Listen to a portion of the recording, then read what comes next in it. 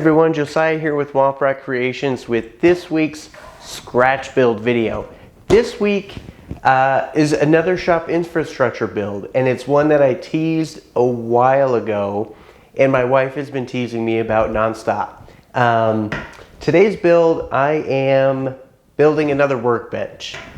Now, I told you when I built this workbench that I did not film the making of this workbench because I was planning on building this other workbench already that is a little more involved and a little more interesting. This one's pretty basic.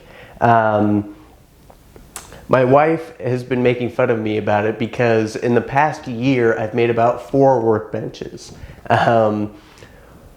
Part of the reason for that is my shop space has changed quite a bit in that amount of time. And the second reason that I've built so many workbenches is because I like to analyze the way that I work and optimize that as much as possible. And I think the most important space workstation in a shop is your go-to workbench. I'm a big believer in having more than one. But your go-to workbench, your main one, I think you should pay special attention to. And so I'm going to be replacing this as my go-to workbench. There's a lot, it's going to be a very different workbench. That being said, I am keeping this workbench. It's going to be moved to a different spot in the shop and I'll use it for some different stuff. But for the most part, I'm going to be using the new workbench I'm going to be building today. I am going to be stealing the top off of this workbench because it is a lovely butcher block. It's 1.5 inches thick and it is very, very lovely. I really like this work surface. I just want to change the bottom out. So I'm going to be taking the top off of this and I'm just going to put a plywood top on the top of this one once I'm done with the new workbench. And like I said, I'll still be using this workbench, but just not, it won't be my go-to one, which is fine. But let's get to the build. Now, I told you guys in my last video that my table saw died. And as a matter of fact, it's right over there. It's kind of been disassembled and taken apart, but it's dead. So you might be wondering, how am I going to go about constructing my new workbench without an operational table saw? Well, I got a new table saw, right? I mean, this thing is so much bigger than my past one, and I'm super excited to break it in with this build. So let's go to a nice time lapse of me using my brand new table saw.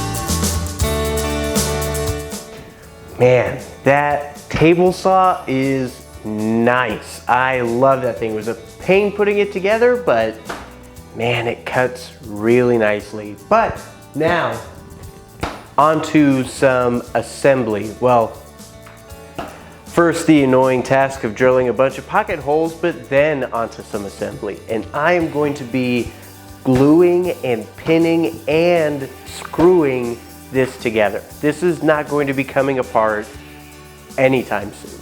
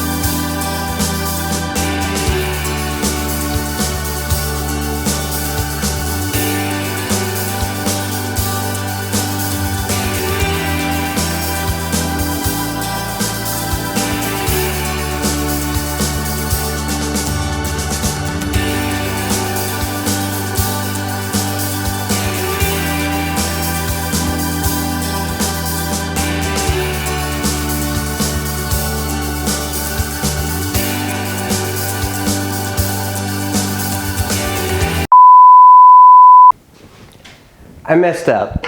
I made a boneheaded mistake and didn't really check my measurements out before cutting everything out. So the cabinet portion of my workbench is super short. That's okay, it's easily fixed. I'm just going to add a extra compartment on the bottom that it just allows me some more storage room that I wasn't anticipating, but it happens. So I need to take the wheels off so that I can add a whole nother platform on the bottom. And then hopefully we'll be good to go.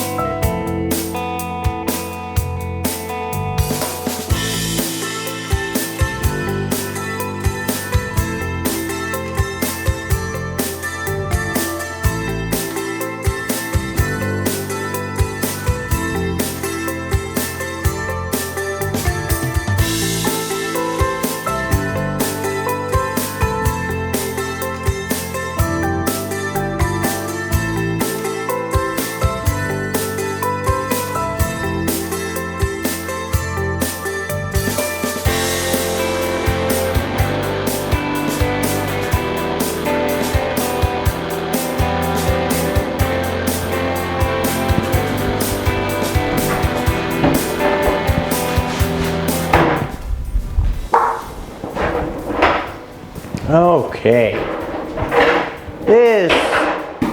this is much better. This is much better, and I'm back on track. This thing is solid. This thing is not coming apart for a long time. Now it's time to turn some attention to the internals. And it does mean that I'm gonna have to cut out some more pieces on the table saw. But this is gonna be really cool because I'm gonna be doing something that I haven't done before successfully, and I've never done before on the channel. Like, you guys have never seen me do this before. So I need to get a couple things going here, and then we'll get on to the cool, exciting new stuff.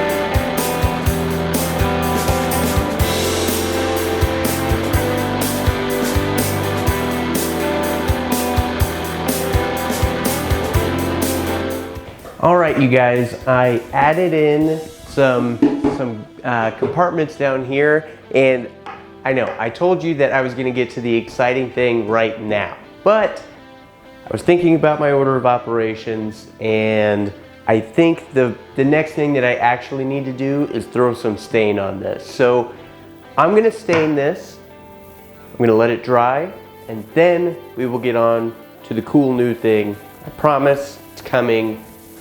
Don't worry, we'll get there. But order of operations is super important in this, in every build, and I think the next step for this is is putting on some stain. So I'm going to do that.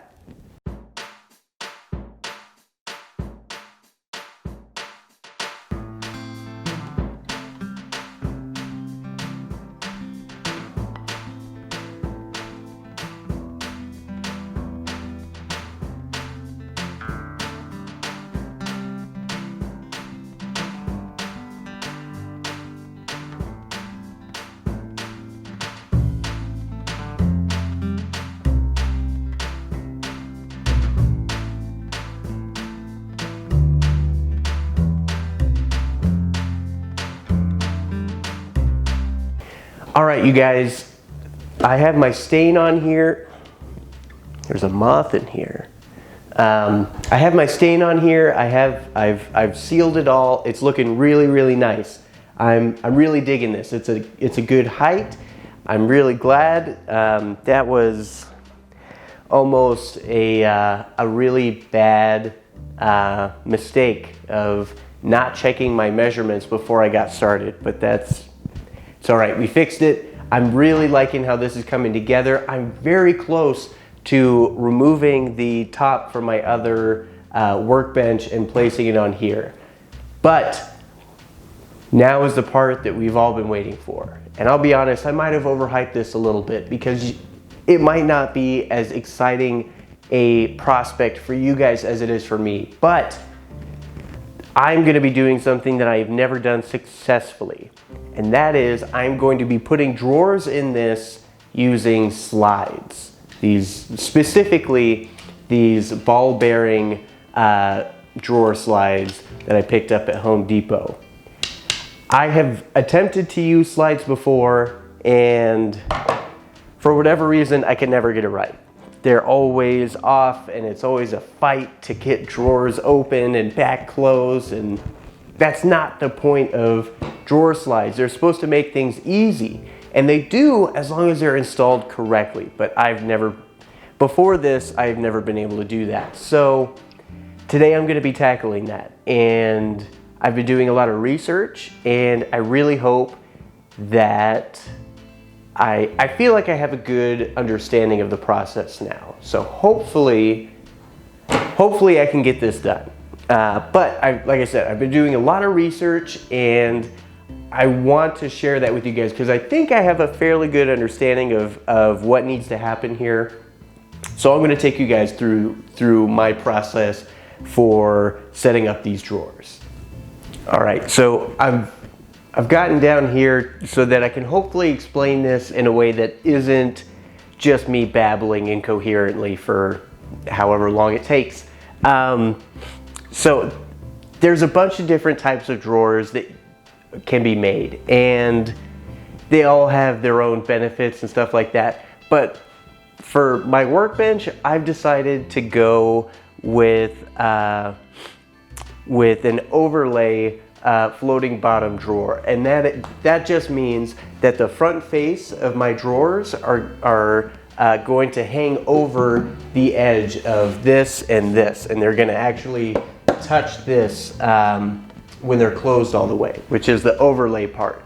The floating bottom is because I don't have a frame for my drawers in this. It's just an open box right now.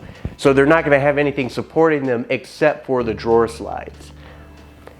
I could have put a frame in here, but it just seemed like too much, especially because I'm not particularly good at drawers anyways.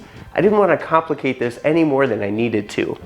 So the first thing that you need to figure out when you're doing full overlay floating bottom drawers is figure out your measurements for your front plates of your drawers, the ones that are going to go across right here, and they'll have the handle on them. The way that you do that is super easy. All you need to do is measure from the outside your box that the drawers are going to be going into. And then you want to take off 1/8 of an inch for each side, side to side and top and bottom, and then 1/8 inch between each one of the drawers. In this case, I'm going to have 3. So with that, I got 6 3/4 inch high and 24 7/8 inch wide for my drawer faces. the reason that I need to know this first is because when I put these slides in, the first one is going to be super easy. It's going right here, flush with the bottom and flush with this piece of wood right here. But it gets more complicated as you go up, because not only do your two slides need to match on each side of the drawer or of the cabinet, but they also need to be able to clear the faceplate below them and on top of them. So what I'm going to be doing is, of course, these two slides on the bottom on each side are going to be mounted just like this, flush with the bottom and flush with this. And then, because my drawer faces are 6 3/4 inches tall, I'm going to be adding an inch to that, and that is where I will put my my next slide up. So 6 3/4 inches plus an inch, 7 3/4 inches, that is where I'm going to be putting my next slide up. And then I will do the same thing for the third one, 6.75 plus 6.75 plus an inch. And that is, of course, from the very bottom. So I'm going to install these slides before I cut out any pieces, because this, in all honesty, is the mission critical part of this build. If these slides don't line up right, or I'm off on my measurements, it's going to be a shit fight to get my drawers working. So I want to make sure that I get the placement of my slides right. Then I can move on to the construction of the drawers, which I'm also very excited about. So I think the easiest way to do this is to flip this on its side and measure like that, and then it'll make it easy to install these.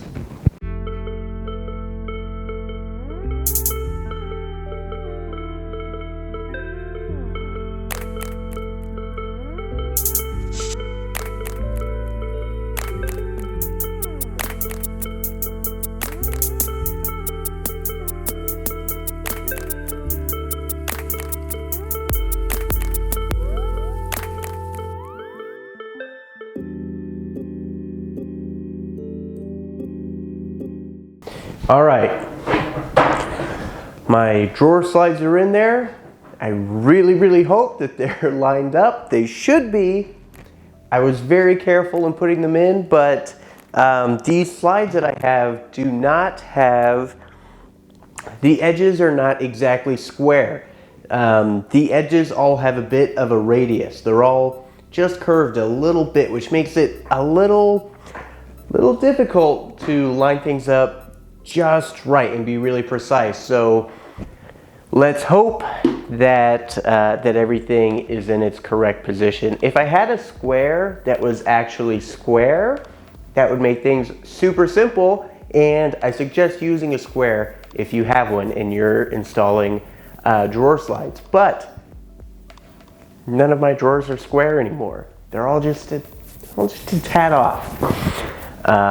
So yeah, hopefully they're all in the right place. Now, let's get over to the table saw and cut out a bunch of drawer pieces.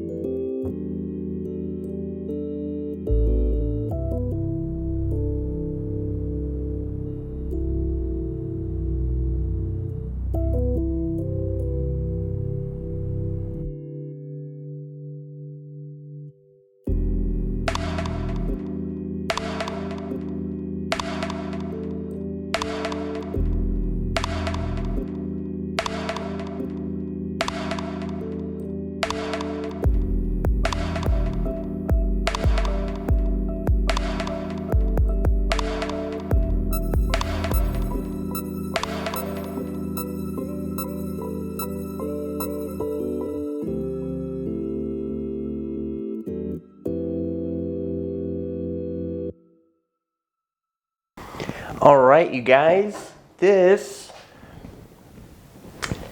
door opens a little too easily. I might need to add a little something there to keep that closed. But in all reality, this isn't going to be moving around much. But look at this. This is turning out really, really nicely.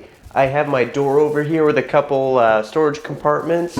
I have my drawers that work beautifully. Oh man, I am so excited that I was able to make these drawers work as well as they do. Nothing's perfect, but I mean, those are the best drawers I've ever made. So it's improvement, and improvement is all you can really hope for sometimes. So the base cabinet of my new workbench is essentially completed now. The only thing that's really left to do is to attach the top from my butcher block workbench top from my old workbench to my new one. But before I do that, I am going to I'm going to clean it off really nice. I'm going to give it a new coat of stain so that everything matches and looks nice. Well, actually, you know what? No, you know what? I'm going to save that for another day. I'm not going to restain the top. It's close enough of a match. I don't need it to be dead on. It's a workbench. It's going to take some abuse. But I know that someday the surface of my workbench is going to get to the point where I need to refinish it anyways. So I'm just going to wait till then. Right now, the top of my workbench is fine. Yeah, I mean, it's got some scratches, but it's not at the point where I need to do anything major to it. So I'm going to leave it for now.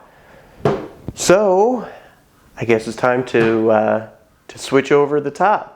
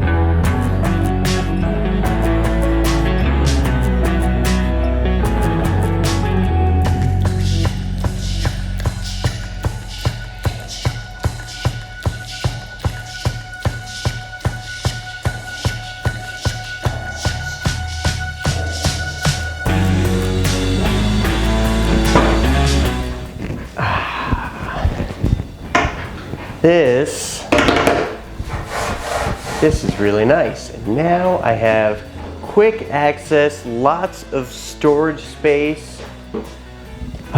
This feels good. This is a nice workbench. I am excited to now have a more useful go-to workbench, and I am also super pleased about these drawers still. I know that you guys can't see them right now, but man, this is gonna be so nice having those drawers and not having to fight them to get them open, which was the case with my last workbench that had drawers in it. It was just, I wasn't up to the task yet of installing them, but these drawers work fantastic, and I'm very, very pleased with that. I hope that you guys learned something. I know that I'm not the most eloquent. I don't always, when I'm trying to describe something for you guys, I have a very clear image of it in my head while I'm describing it to you. And then sometimes I'll go back and watch that clip of me explaining something, and I'm like, oh, this is nonsense. So hopefully my description of how I installed these drawers was not incoherent. I hope you got something from it, and thank you for joining me for this week's Scratch Build. Until next time, I'll see you guys later.